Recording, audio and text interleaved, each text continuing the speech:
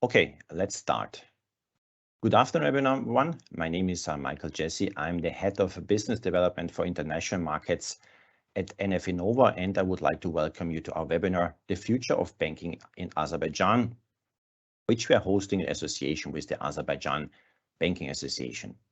We have an hour packed of very interesting content for you today, but before, let me walk you through some housekeeping rules. First of all, please post all your questions into the chat. We will answer them at the end of the Q&A. Also be reminded that we record the webinar. You will get a link by email of the recorded webinar afterwards, and then you can also share the webinar amongst your colleagues. And last but not least, you can see a QR code here at the bottom right. Please have your mobile phones ready and start scanning the QR code. It will lead you to a short questionnaire, which is about some questions about banking in Azerbaijan, but I will also show you the questionnaire again in around 50 minutes time after the first session. Before we start, let's quickly go through the agenda again. Yunus will open the webinar. He's currently trying to join the webinar.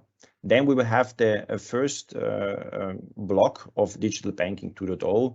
Our CEO, Gregor Behrendt, will talk about the trends and challenges, especially in digital banking. Then I think we have the highlight of this webinar.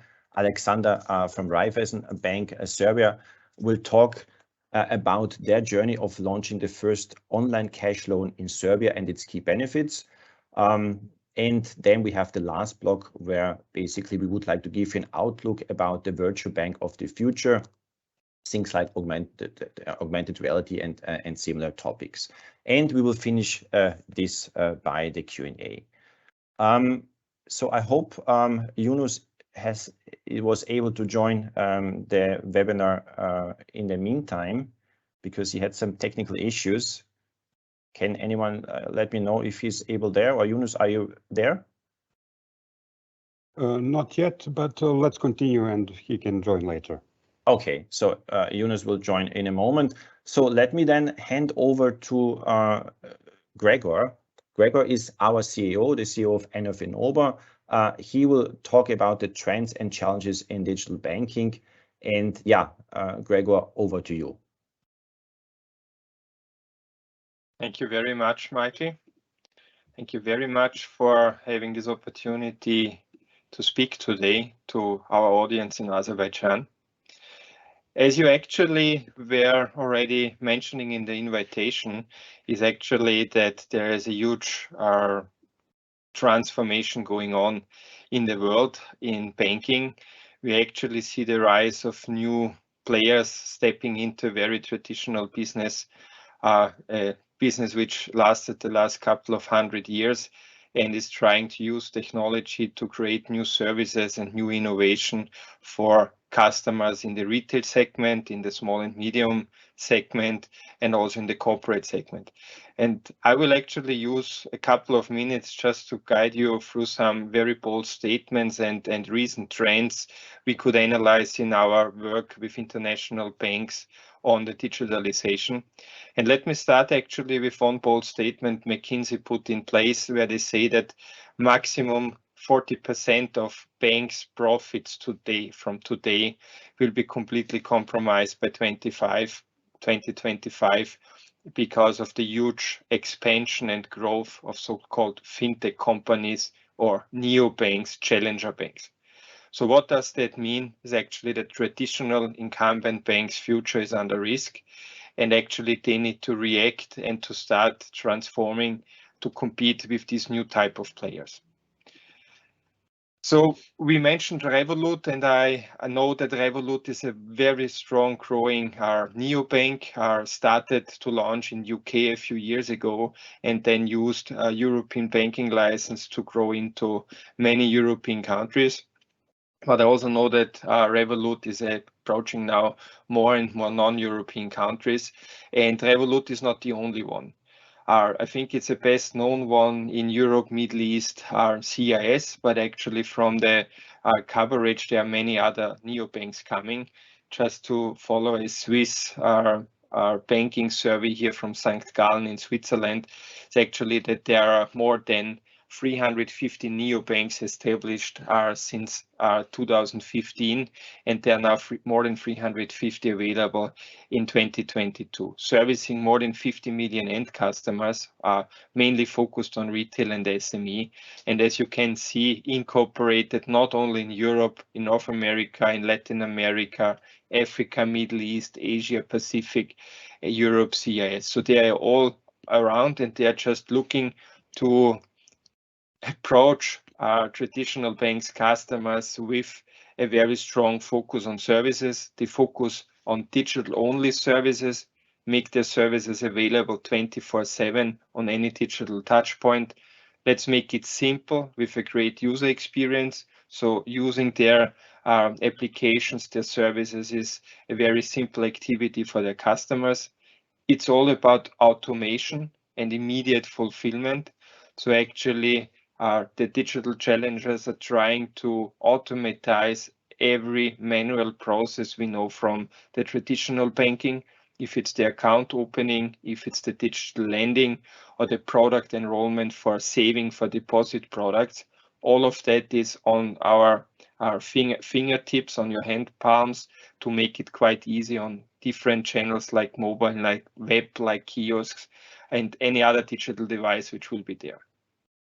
Challengers are not only looking into that, they're also offering value-added services like insurance, fully embedded in the banking landscape, like traveling, like telecom services or retail. And by doing that and their speed in the market, because they have a quite quick time to market, they are actually winning more and more customers from the traditional banks. One key initiative, what we call Banking 2.0, which is different to traditional banking, is with digital, you are having the chance of acquiring data of your customers. You have experience, you learn about the behavior and the requirements of every single customer. And this is so-called hyper-personalization. This is a key value for growing revenue and satisfaction of customers in different segments, and to actually build micro segments. That could be, giving you a use case, that could be as soon as you know that your customers are repeating activities on your current mobile channels or web channels, that you automatize that, such as auto pay, auto save. So you help them to make transactions easier. That could also be offering lending products, a really specialized, personalized product offering completely online, so that your customer feels treated like unique, even though there are a couple of other customers banking with you. Seeing all of that combined with data capabilities of artificial intelligence, AI, we see that this is a tremendous move challenger banks are doing. But the good thing, we also have seen that more and more incumbent banks are following that.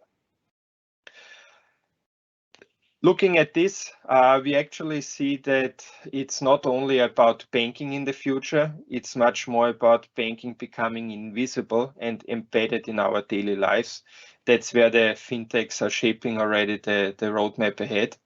We actually see that banks need to get ready to offer their services incorporated, included in their partners' online digital offering. That could be a partner from the retail segment, for the traveling segment, and this is actually called embedded banking. We call it also invisible banking because the end user just don't see that banking or a bank is behind that. Giving you here an example for it.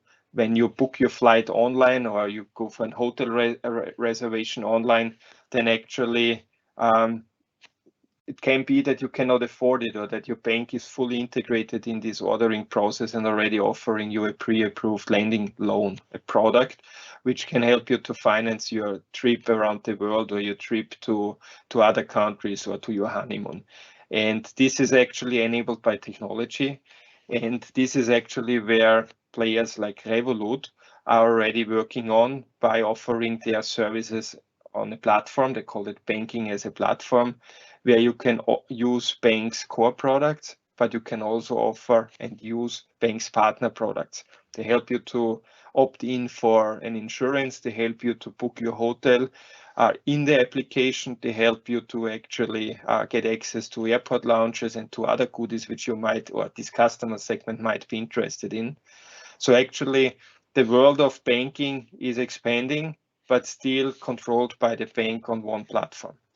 And talking about these two free trends, we actually see that technology becomes an enabler for new business models, an enabler for customer growth and reduction of costs, because what we see as well is that the market of embedded banking is actually up to $100 billion in 2030.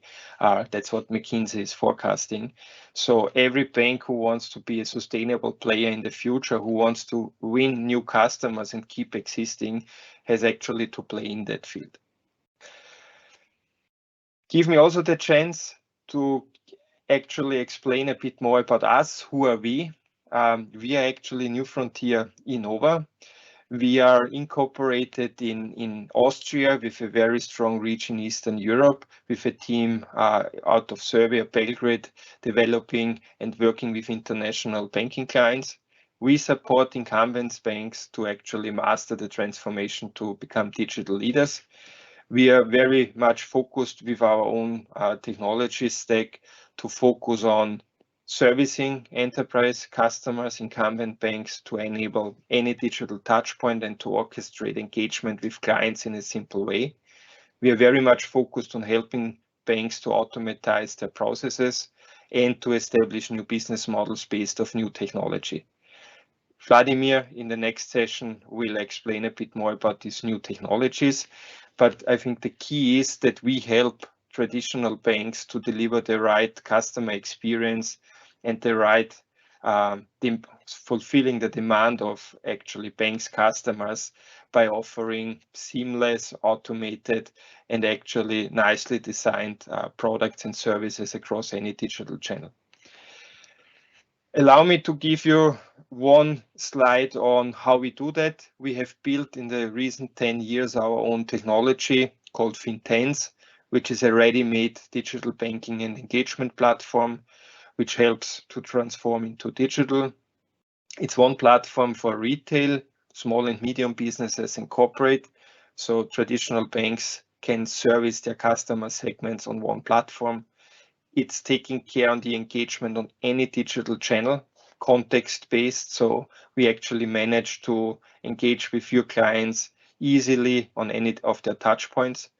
We focused on end-to-end automation. This is very relevant for digital sales and service, like digital account opening, digital lending, etc. And we are helping banks to educate and to sell and service their customers beyond traditional and standard activities by offering personal finance advisory, peer-to-peer payments, voice banking, chat banking, and augmented reality. We proved that in the previous years. We got recognized as a player on 2.5 continents with a strong need and power to grow internationally further. So far, our key territories are Europe, CIS, Middle East, and Africa. We are working with plus 20 customers from tier 1 to tier 3 and actually have a pure focus on digital banking. We were Finovate winner for the best lending platform together with our key partner Raiffeisen, and we actually selected by IDC as one of the key research and analyst houses on the world for technology as leader in Europe for mobile banking. I hope a few minutes could give you some insights. I would like to hand over to Alexander and to Michael. Thank you very much, Gregor, for your presentation. And we have, I hope you can see my deck now. As I said in the beginning, before we go to the next session, I would like to ask you again to get your mobile phones ready and scan this QR code, which leads you to a survey. Michael, please just share your slides. Okay.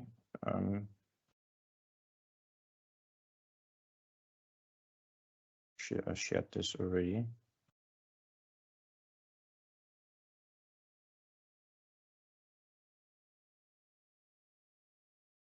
I hope you can see them now.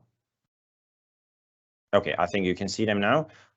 So yeah, please scan the QR code again for that survey and kindly do this right now. Let me read you out the questions just to help you a little bit. So the first question is, which business verticals in your bank is the one which is the most digitized already? You have one choice to answer. The second question, select which of the following digital services you offer to your retail, SME or corporate customers today already. So here you have multiple answers are possible. The third question, what is your priority in digitizing banking services in the next 12 months? Also multiple answers are possible. And the last question is, what are the biggest obstacles when it comes to digitizing more services in your bank? Okay, you have, again, you will see the QR code again during the Q&A session. And now I would like to hand over to Alexander from Raiffeisen Bank, and he will talk mainly about their digital journey of iCash. iCash is the first online cash loan product in Serbia. They use it mainly for retail banking, but it has also been extended now to SME and corporate lending, and it become also the platform of choice in the entire Raiffeisen group. It's a pleasure to have you here, Alexander, and yeah, over to you. Likewise, thanks a lot, Michael, and thanks a lot, Gregor, for the introduction. It's a pleasure to be here, and many thanks for the opportunity, and best regards for the colleagues in Azerbaijan and regards to Baku. I hope you can see my screen and hear me well. Today I'll talk a bit on digitizing one of the, let's say, key products in retail business, the product that basically brings around 1/3 of all revenues. And this is why we put it quite strategically to invest quite a lot of efforts and time in order to make it properly. Gregor mentioned a couple of times the neobanks and Revolut, etc., all these challengers. One of the things that's good that actually that basically they are disrupting the market, but on the other side, in case that you successfully digitize processes and do well the way they do it, this part, you can basically be quite competitive, especially in the lending area, because this area has not been exploited significantly yet. And this is the place that you can actually outperform neobanks, because you have knowledge, you have capital, and you know how to manage risk, and this is what neobanks are lacking. And this is what actually triggered us to make sure that we develop proper digital lending value proposition. Before I start, let me shortly introduce myself and how I got here. My role at Raiffeisen Bank is PI Agile Tribe Lead. I'm actually responsible for product development and innovation by leading a couple of agile teams for private individuals. And basically these teams are taking care of digital transformation and innovation in lending and daily banking services. Before joining Raiffeisen, where I'm like now for 6 years, I worked in telco industry, but also focusing on financial services product development. And there I had a chance to be in a founding team of the first fully mobile bank in the region. It used to be named Telenor Banka, but then recently changed the name to Mobi Banka, following the acquisition of PPF Fund. And in case that you would like to get in touch, basically this is the link, and you can easily use it to connect with me anytime.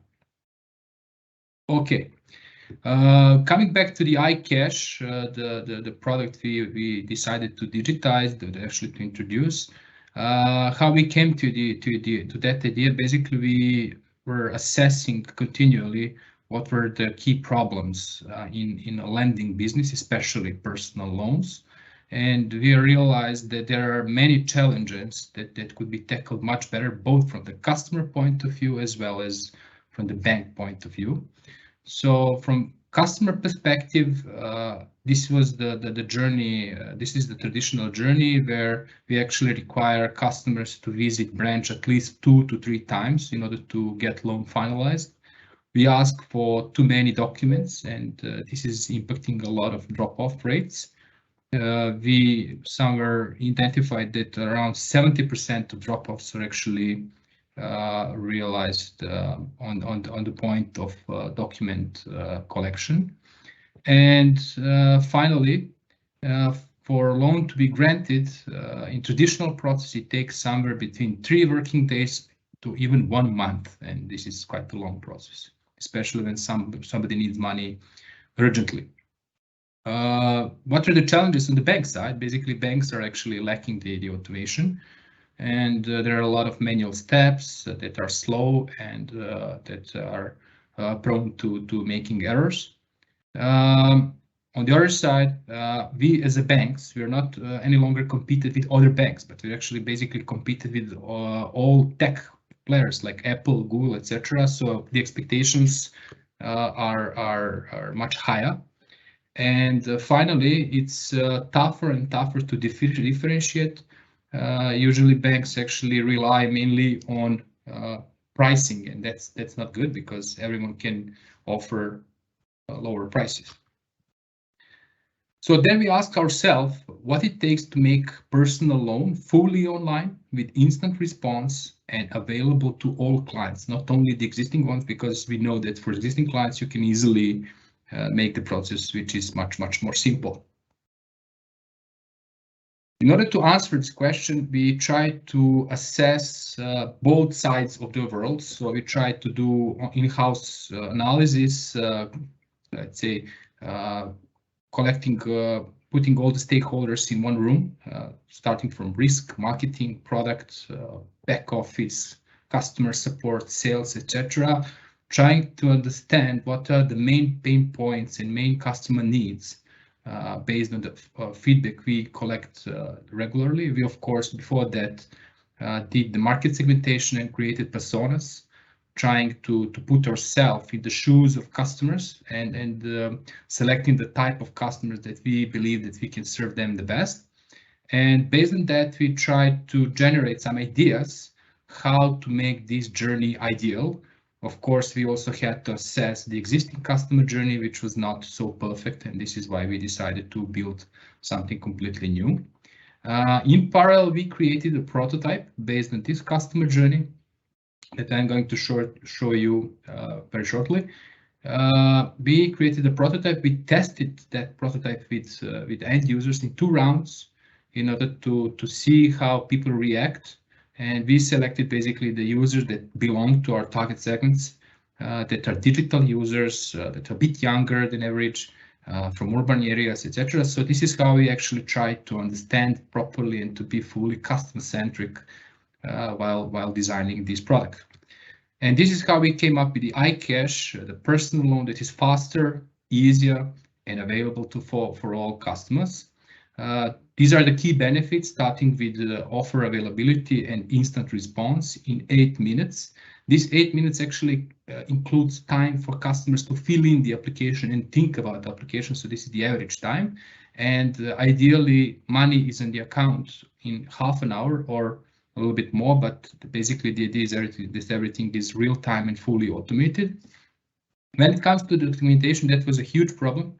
We solved it with the introduction of PDF parser, the tool that basically allows clients to upload 3 monthly statements that they receive from their primary bank, and where we have information about salary, and then we extract all this information automatically.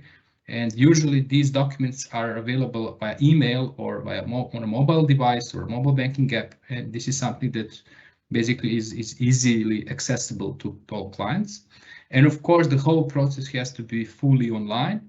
That means that we need to identify customers remotely, and we have to conduct electronic signature. But of course, in case that customers prefer to finalize this final step in the branch, of course, this is also possible. So instead of extending and adjusting the traditional process, we completely reimagined the customer journey using the best of 2 regulation and available technology to date. So this is how journey looks like. let's assume that we have Tamara. She recently moved to new apartment, and she needs to buy some furniture for that. And she's missing some money, so she's doing some research online how she can get some financing. And this is how she learns about iCash, where she's visiting our landing page.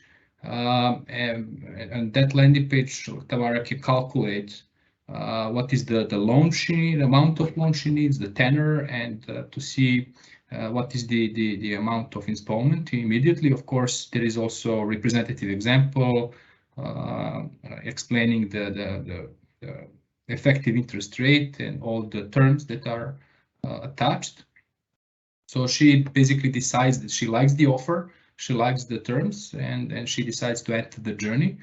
After that, we ask for basic contact data like phone number and email address and social ID number. Once we know social ID number, we know if Tamara is already our client or not. If she is already our client, we even simplify the customer journey going forward. But if she is not, let's say she is not, we ask for some additional data so that we can actually make some kind of conditional offer. While she was filling all this information, we also did a credit bureau check in real time and performed risk scoring, and based on which we actually were able to provide Tamara with a conditional offer. The offer is conditional because she provided the declared income. We still don't know whether that income that she provided is true or not. And this is why this offer is conditional. And this all of this is happening in 8 to 10 minutes, as I said before. So including the time needed to fill all this information. So the next step is to verify income.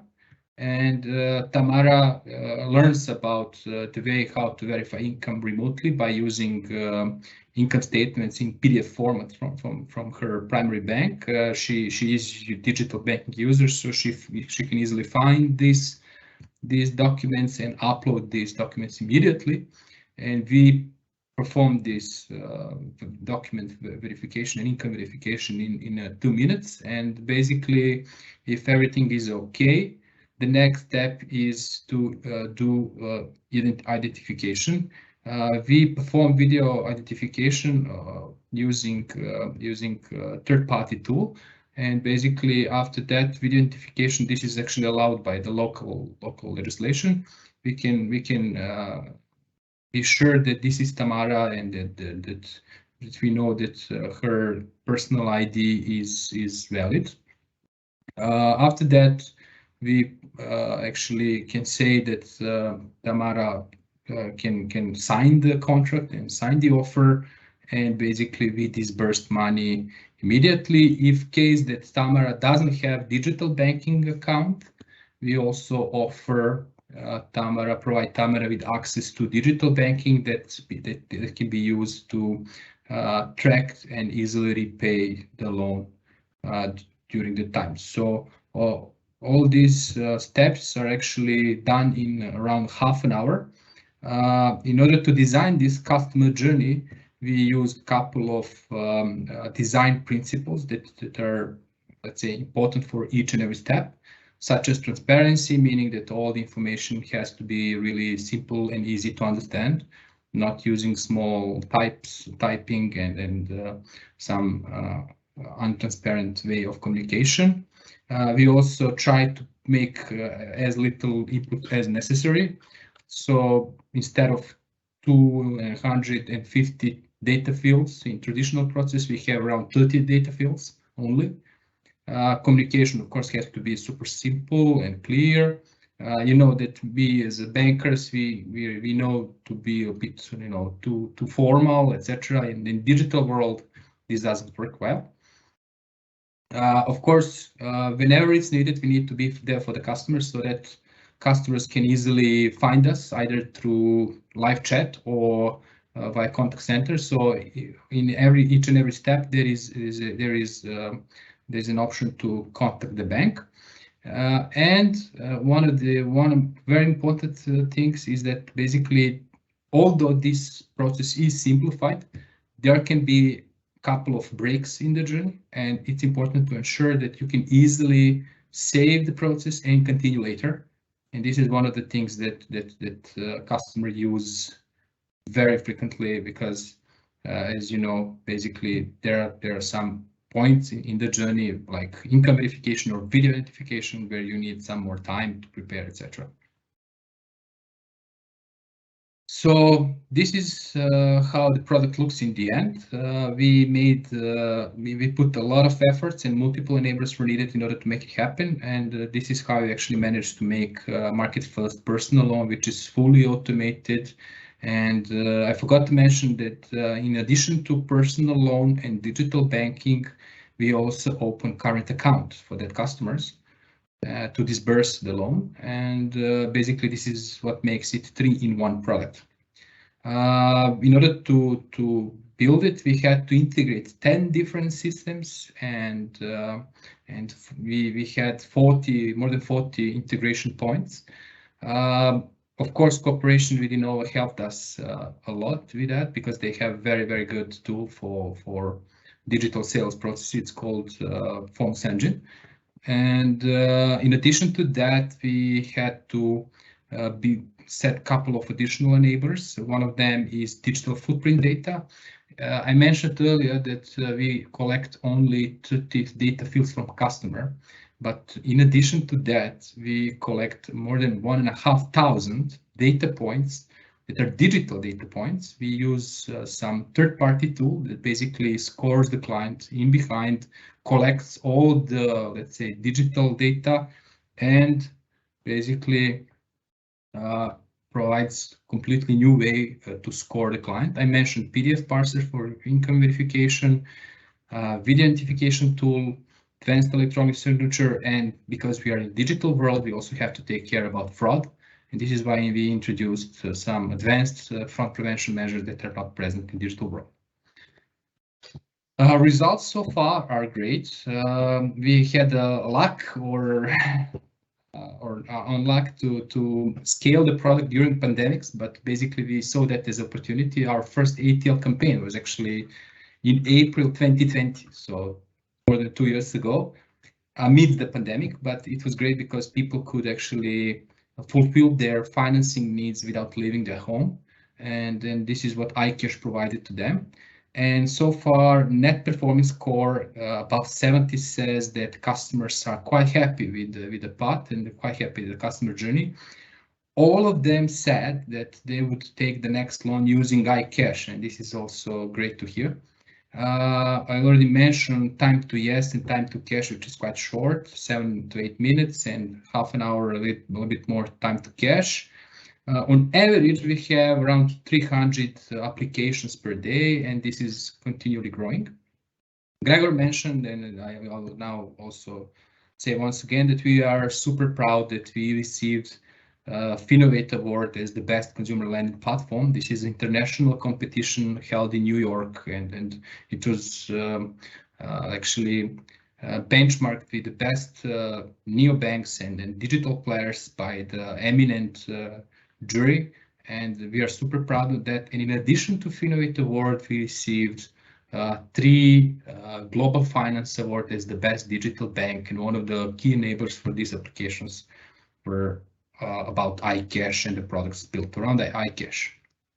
We didn't stop there, of course. It's not just, you know, make it and leave it like that. It doesn't work. We had to work a lot on this, and we had more than 100 improvements so far on the customer journey, making the process even easier for customers. We also tried to use iCash in other channels, using it in branches, in direct sales agents, in contact center. I mentioned earlier that we optimize the customer journey for existing clients by skipping video identification, by doing some data pre-fill, and embedding the whole journey into the mobile banking application using WebView.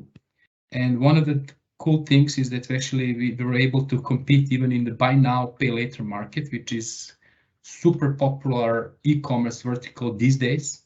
although this crisis is was not great for them, but still it's still very popular by customers, and this is why I introduced e-commerce loan, which provides very similar journey to iCash, enabling clients to buy consumer goods on partnering web stores in 20 minutes. What we did next is actually we reused iCash to introduce a loan for refinancing. We introduced iCash for SMEs as well. So basically flat tax payers and entrepreneurs can get a loan in half an hour, even with even more simple customer journey with some kind of tax information we already have. And finally, because iCash show good results, RBI International decided to say that iCash becomes a group product, and it's basically being reused for multiple markets inside the Raiffeisen Group. So that will be all from my side. In case you have any questions, I will be really happy to answer. And yeah, that's all from my side. I hope I didn't spend too much time. Thank you very much, Alexander, and thanks for your really detailed insight. There is already one question, but as agreed, let's answer them during the Q&A session at the end.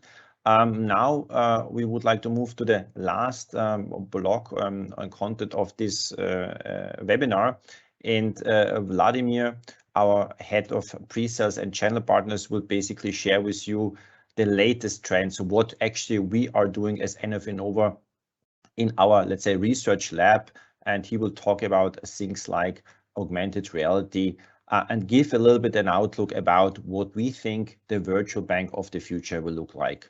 Vladimir, over to you. Thank you, Michael. Hi, everyone. My name is Vladimir Stojic. I'm head of pre-sales and channel partnership in NF Innova. And for the last part of this webinar, I would like to describe what are some of the advanced features that modern digital bank can have and should have. So here are some of the expectations that we encountered with talking with many different banks and their customers. Basically, it's not easy just to slap on pretty web and mobile applications and call it a day, when in fact the relationship between banks and their customers can be quite deep. And so the scope of the available functionalities really need to reflect that. So first, new customers expect to be able to onboard and open an account in a bank completely online, remotely, without having to go to the branch. Or at least if that's not possible due to legal things, let them allow to continue the entire process, to do the entire process online, and then just put a physical signature on the end in the branch. Then banks should try to become more than a simple pipe for customer transfers or storage for their monies, but they should really introduce products like, for example, personal finance management to be able to analyze customer spending habits and to do some real advising how to help and optimize their spending.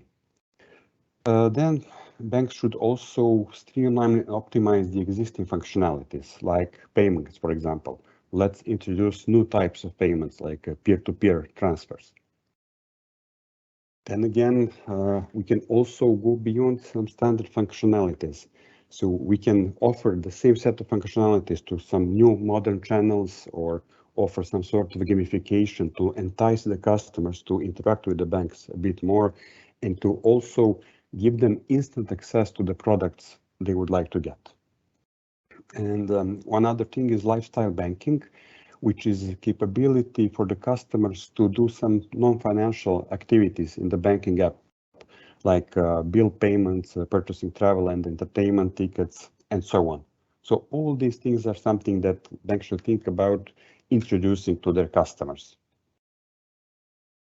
Let me show you some of the new channels which have been gaining popularity recently. First is voice assistants, meaning Siri and Google Assistant, which can actually interact with the customers and allow them to do their banking even without opening our digital banking application. So for example, from your lock screen or from your home screen of your phone, you can get your account balance, pay your utility bills, send money to your friends, and so on. And it's all really simple with very little friction. So this is one up-and-coming channel. Then we have chatbots, which allow your customers to do their entire banking through typical messaging applications like WhatsApp, Skype, Facebook Messenger, and so on. And those chatbots now can support really a wide range of scenarios, from simple ones like asking where is the nearest branch or what's my account balance, to onboarding, opening new account, and applying for a loan. Everything to chatbot using natural speech. Then some of the banks that we are working with also introduce kiosks as a channel, and they place those kiosks in shopping malls, airports, train stations, and so on, and they can allow their customers to use the entire set of digital banking functionalities through kiosks, just with simple logging in with their debit or credit card, for example. Or you can allow new customers to open an account and perform the entire identification procedure on kiosk, and you can even issue them a debit card immediately when they open an account if the kiosk is equipped with that. So that's also an interesting channel. Then how to capture the young customer base? Well, why don't we offer them a completely different banking interface, something that is game-like? So in this screenshot and the following ones, you see our concept that we created for one of our banks, that instead of banking using the standard web and mobile applications with business-like interface, the customers can actually navigate through a 3D game and then interact with characters and avatars in the game to do their banking. For example, in this screen, you see the customer speaking with the receptionist of the bank, which is in fact just a simple help menu. Or here, the customer is opening a new account and giving information that is needed to open the account through simple natural conversation. And in this example, the customer's avatar is sitting at the bank teller's desk and trying to make a transfer. So, as you can see, this is quite an interesting spin on how to do the bank. And as the last part, here are some examples how augmented reality technology can be used in banking. I can open my digital banking app. I can start the camera inside the app. And when I put my credit card in front of the camera, the app will display some information, in this case, personal finance management spending statistics in augmented reality. So here is how that looks like. So when I put my credit card in front of the camera, I will see all these nice 3D graphs and icons of my spending in the last couple of months for the, let's say, 5 most important categories. This is really an interesting and novel way to display information. Then another use case for augmented reality. I want to see my personal finance management budget for the current month. So when I put my card in front of the camera, I will see top 4 categories and how much money I have spent so far in this month in each of these categories.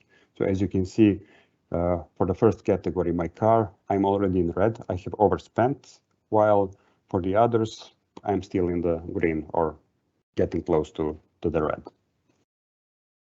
Then another case, I want to see where I am in geographical sense spending money. So when I put my credit card here, a 3D map of the city where I'm spending money will be overlaid on top of the card. You see, if I rotate the card, the map will also be rotated. I can come closer with my phone to the card to zoom in, and I can see exactly where I have swiped my credit card previously. And a last, most complex use case is for buy now, pay later and instant loans. In this scenario, I'm the customer of the bank. I walk in a technology store and I want to buy this iPhone, which you can see here in the upper left. So I will open my banking app start the camera inside and point it at this iPhone box. And when I do that, the app will generate a real-time dynamic cash loan, consumer loan offer for me, show me that in augmented reality, and offer me a way to immediately accept that. So let's see how it looks like. So now I'm putting the box in front of my phone, and you see now we have the offer on the left side in augmented reality, some interesting animation on the right, and the virtual blue button which appeared on top of the box. So when I put my finger over that blue button, I will then accept the loan or be taken to the screen where I can review the exact loan offering. And when I tap on accept, the system will display a QR code, which I just showed to the cashier in the store. They scan it and the phone is mine. So this is really cool and innovative buy now, pay later scenario. That's it from me. I hope you like these new features that you saw. So back to you, Michael, if we have any questions.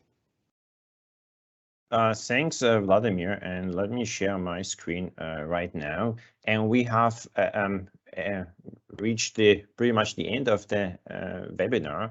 Thank you very much for all the speakers, Gregor, especially Alexander, and also Vladimir. We have received 2 questions, and I would like to direct them now to our audience. But first, again, I show you here quickly the QR code for the questionnaire in case you haven't had the chance to answer that. As I said, just point your camera on the QR code and it will direct you to the questionnaire. It may take you maybe 1 or 2 minutes only to fill the questionnaire. So let's I will moderate the questions. So the first question I think is for Alexander from Raiffeisen Bank.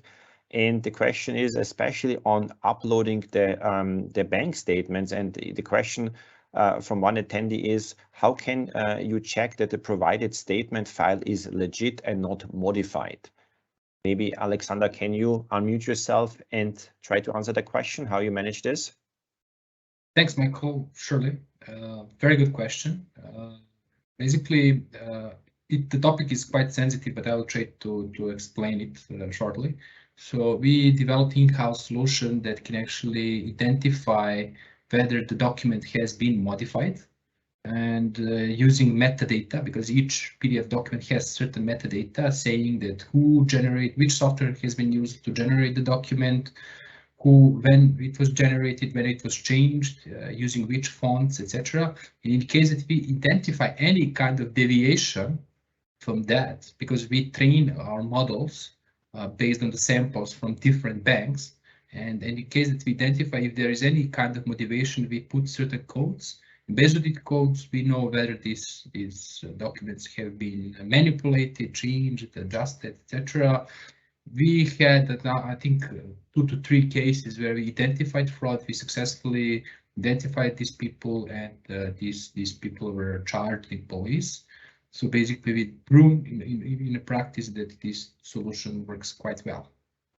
Okay, thanks. And there's another question. I think I will direct you again first to you, Alexander, because there is an aspect maybe from a bank's point of view, but there is also probably an aspect from the software point of view, which I will direct then to Vladimir. The question is, could you speak more about KYC process and sanctioning screening of your loan customers in the digital platform? So maybe first, Alexander, to you again. Right. So we perform credit scoring, we validate income, we check credit bureaus. So these are all the, let's say, pre-qualifications before customer can actually perform video identification. We remotely identify customers using video identification with a live agent, where customer is actually displaying the front page of the personal ID and the back side of the personal ID, answer some security questions, and basically this is pretty much heavily regulated by the central bank. There is a set of, I don't know, 20-30 rules that we need to pass in order to make this kind of identification process available. And after that, basically, we are able to say whether this client is the one who is presenting to be. And we also have experienced that it's much tougher to make some kind of frauds using video identification, comparing to traditional identification in branches, because in branches people don't pay too much of attention to the personal ID, they just put it in the card reader and that's pretty much it. In this case, much more checks are done. We also validate this MRZ zone in the document. There is check of biometrics, checking of if the picture on the document correlates to the picture of the person, etc., etc. As I said, heavily regulated, complex process, but it works quite well. Thanks, Alexander. And now maybe also maybe the second part of the question to Vladimir. Maybe Vladimir, you can explain to the audience the choices in the process of different, KYC method. I mean, is the system very rigid? Is it very easy to adjust to a customer process, specifically in a bank? Maybe you can answer that one quickly. Exactly. All these processes are really highly customizable. As Alexander mentioned, one of those processes is video call identification with specially trained agents. The other method of online identification is also automated document scanning and face matching, which is also employed in quite a few banks, where the customers take a photo of their ID, we do the OCR and read all the information of the ID, then they take a selfie, we perform a so-called liveness detection, liveness verification that it's really a photo of a person and not some fake photo of a photo. And then we do the final face matching between the selfie and the ID to make sure that it's really the same person and it's really, really reliable process. And you can also combine that with the video calls. So there are quite a few possibilities there. Okay, thanks, Vladimir. Thank you very much, as I said, for all the attendees, especially also for our all the speakers, in particular Alexander. That concludes our first webinar in Azerbaijan, and you will get, as said, a link of the recorded webinar per email as well. Thank you very much, everyone. Bye bye.